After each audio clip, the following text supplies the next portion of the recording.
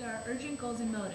The Antiphili are especially preoccupied with finding their identities and re-establishing themselves as people. Although, with built-up chaos, the character's emotional state goes from relief to stress back to relief at the end of the act. The chaos creates another goal, finding stability, while they begin to evaluate a series of events in detail to find the underlying emotion. It changes their actions from honorable to chaotic and confused. A mere anatomy, a mountebank, a threadbare juggler, and a fortune teller, a needy, hollow-eyed, sharp-looking wretch, a living dead man, a conjurer.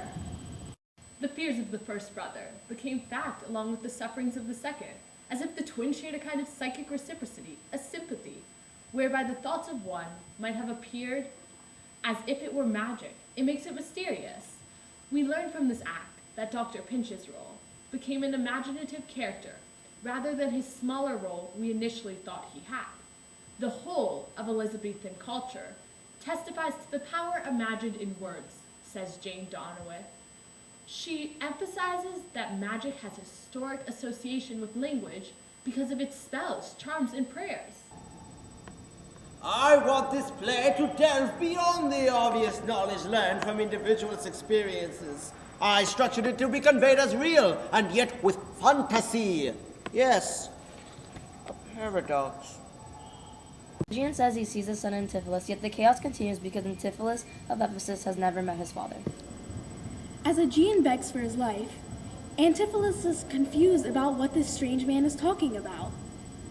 This disorder prolongs as each person thinks they are telling the truth, which they are, but they are also unaware of the mistaken identities involved. The big question, how will we show the twins on stage, side by side, at the same time?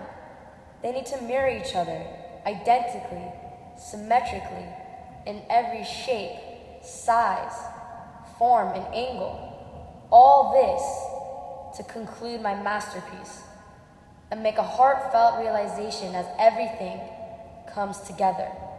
A moment that brings the play together, eliminating the confusion and chaos, needs to be distinct and obvious. I see two husbands, or mine eyes deceive me. You see how clever I am.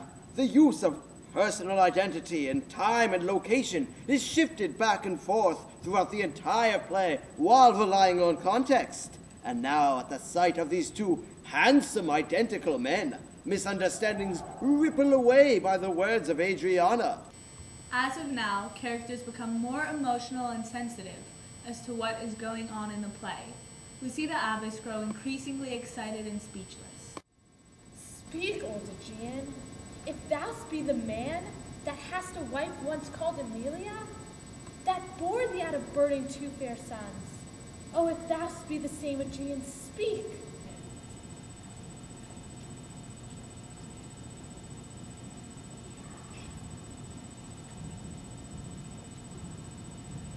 Once the two Antiphili and two Dromio discover their other halves, and Aegeon and Amelia rekindle their flame, the Duke sends us all. Even though he informed Aegeon that the only way out of his death was repaying the fine, he has an epiphany.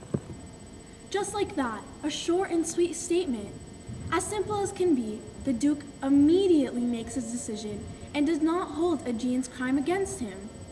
He lets everyone know that through all of their struggles, it won't be necessary for them to grapple through another endeavor, paying a fine that eventually led to the discovery of their lost family member. We came into the world like brother and brother, and now let's go hand in hand, not one before another.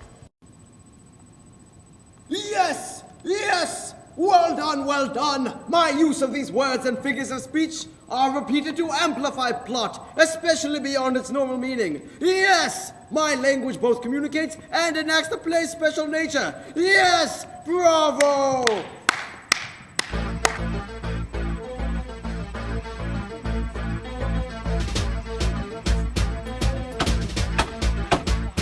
What are you doing, little Ray Ray? This is supposed to be the Elizabethan era, not some crack den. Now, if you'll excuse me, I have to go down to the hobo junction to find me a new husband. geçmiş kaşına gözüne sürme dudaklar kıpkırmızı kırıtıyor.